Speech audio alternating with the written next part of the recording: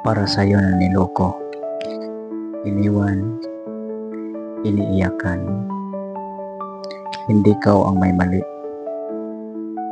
Hindi mo kasalanan kung hindi ka niya pinili. Alam mo kung anong mali. Yung taong sinayang ang isang tapat, totoo at handang lumaban. Hindi mo kailangang habulin ang taong marunong ang iwan.